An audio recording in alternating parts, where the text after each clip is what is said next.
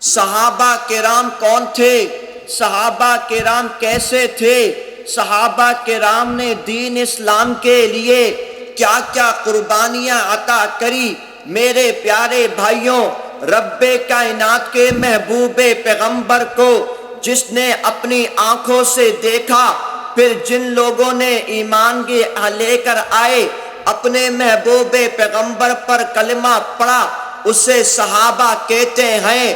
جنہوں نے نبی کی صحبت کو اختیار کرا، انہیں صحابہ کہتے ہیں۔ میرے پیارے بھائیوں، جب میرے پیغمبر نے کلمہ حق اس سرزمین مکہ میں بلند کرا، لوگوں کو آواز دی، اشہد ان لا الہ الا اللہ وان محمد رسول اللہ۔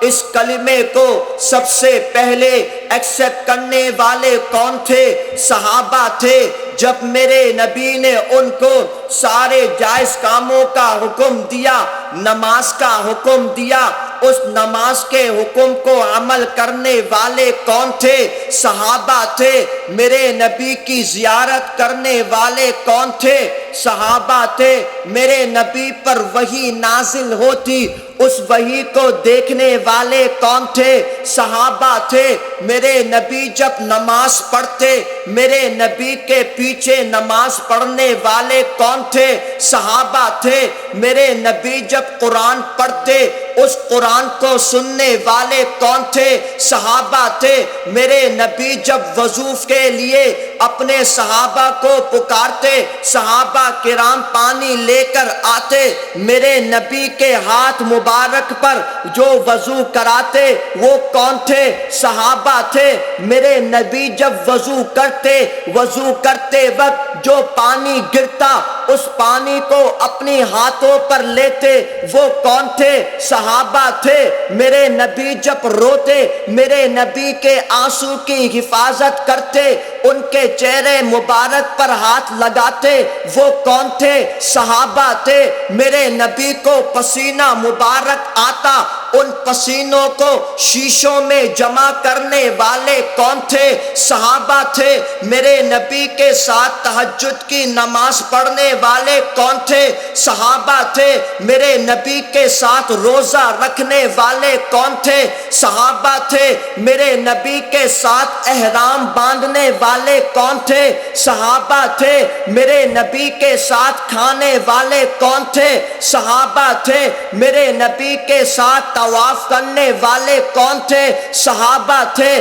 میرے نبی کے ساتھ صلح حدیبیہ کے موقع پر میرے نبی کے ہاتھ پر بیعت کرنے والے کون تھے؟ صحابہ تھے۔ میرے نبی کے ساتھ مکہ سے مدینے کی طرف ہجرت کرنے والے کون تھے؟ صحابہ تھے۔ میرے نبی کے ساتھ غزوہ بدر میں ان ناستک کا مقابلہ کرنے والے کون تھے؟ صحابہ تھے۔ میرے نبی کے ساتھ غزوہ احد میں ان ناستک کا مقابلہ کرنے والے کون تھے؟ صحابہ تھے۔ میرے نبی کے ساتھ خندق کھودنے والے کون تھے؟ صحابہ تھے۔ میرے نبی کے ساتھ جماعت میں شریک ہونے والے کون تھے؟ صحابہ تھے۔ میرے نبی کی آواز پر لبیک کہنے والے کون تھے؟ صحابہ تھے۔ تیمم کی آیت نازل کی گئی، وہاں موجود کون تھے؟ صحابہ تھے۔ اذان کا حکم ہوا،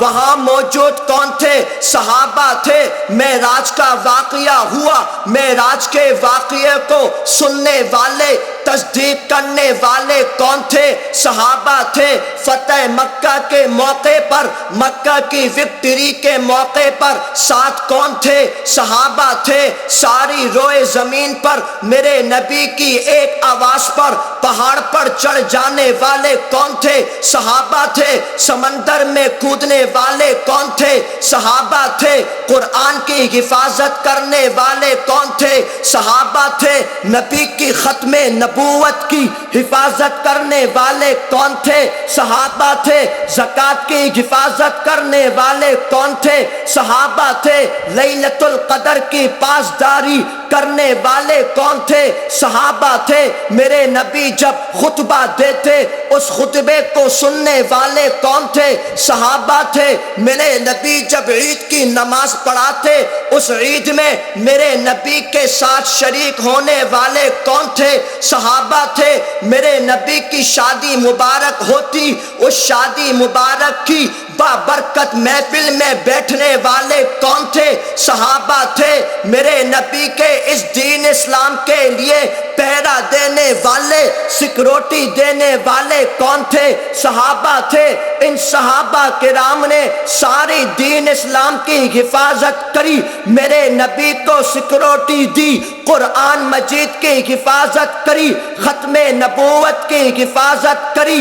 نبی کے لیے ان نبی کے جانثاروں نے اپنے کلیجے کو کٹوا دیا، اپنے ہاتھوں کو کٹوا دیا، اپنی گردن کو کٹوا کر اس دین اسلام کو محفوظ کر کر ہم تک یہ دین اسلام ایسے پہنچا دیا کہ انشاءاللہ جب تک دنیا میں دین باقی ہے کوئی بھی ناستک اس دین اسلام کو ایک بال کے برابر بھی نقصان نہیں پہنچا سکتا۔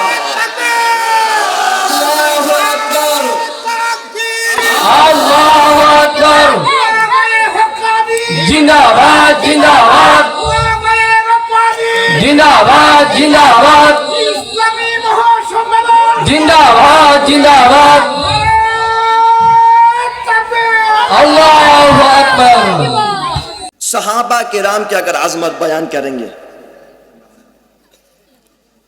تو پوری رات گزر جائے گی لیکن عظمت صحابہ ختم نہیں ہو سکتا۔ اللہ اکبر۔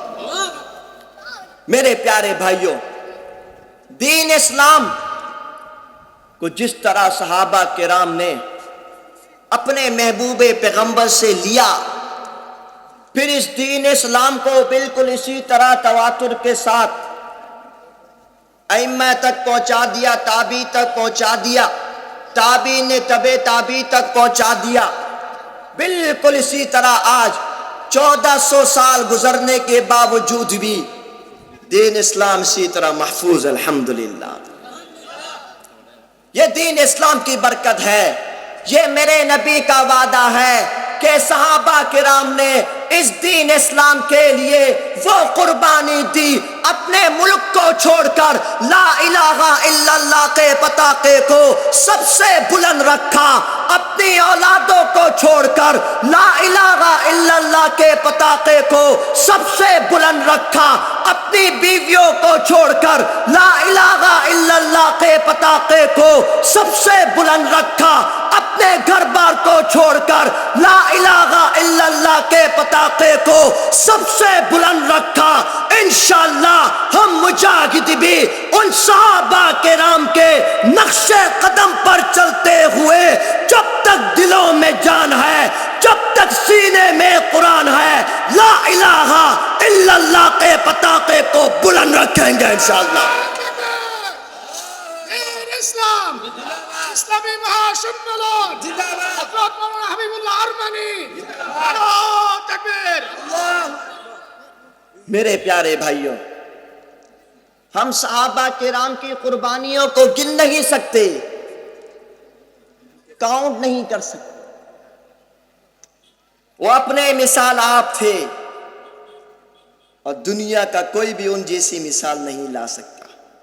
رب قرآن نے پہلے ہی کہا فمن احبہم، نبی کے پیارے، فمنہم من قضى نحبہ ومنہم من ينتظر وما بدلوا تبدیلا۔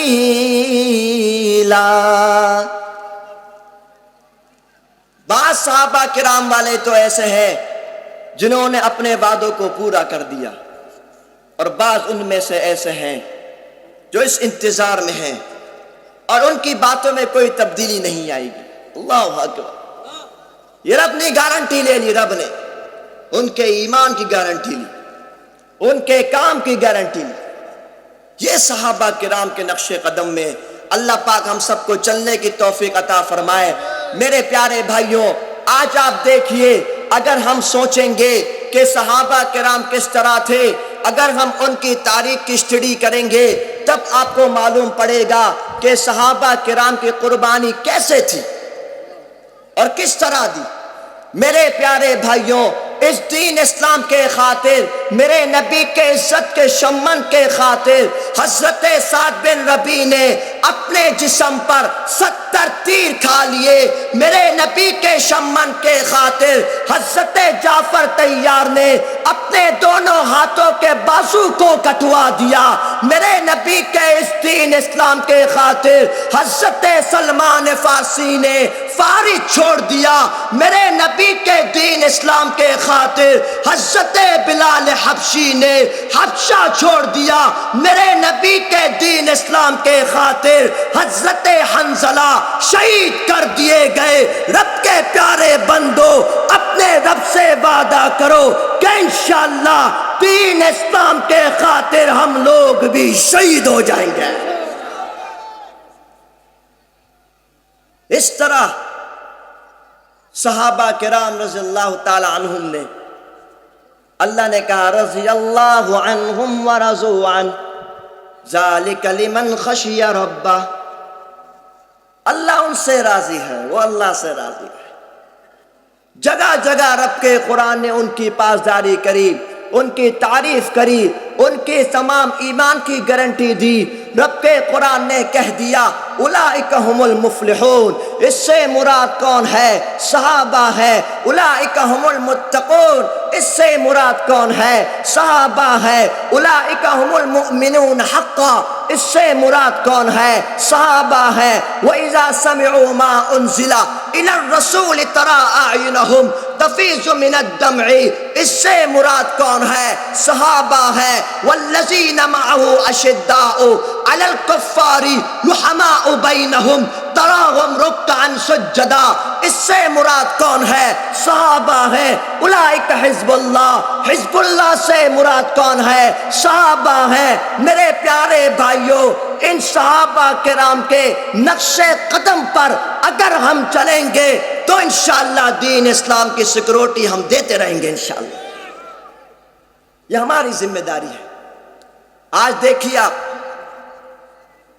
دنیا والے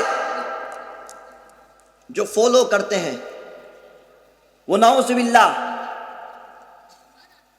دنیاوی لوگوں کو پسند کرتے ہیں، ان کو فالو کرتے ہیں، لیکن مسلمان لوگ جن کو فالو کرتے ہیں وہ ہمارے ایسے صحابہ کرام ہیں جن کے بارے میں رب کے قرآن نے مثال دی، جن کے بارے میں قرآن پاک نے جن کی ایمان کی مثال دی کہ اگر ایمان ہو تو یہ ہے۔ اگر ہمیں فالو کرنا ہے تو لَقَدْ كَانَ لَكُمْ فِي رَسُولِ اللَّهِ أُسْوَةٌ حَسَنَةٌ، رب کے قرآن نے صاف کہا اگر تمہارے لیے کوئی آئیڈیل ہے تو تمہارے لیے محمد رسول اللہ صلی اللہ علیہ وسلم تمہارے آئیڈیل ہے۔ یہ ہمارا، ہم سب کے ایمان کا حصہ ہے کہ ہم صحابہ کرام کی عظمت کا پہرا دیتے رہیں گے انشاءاللہ۔ سب تیار ہیں انشاءاللہ؟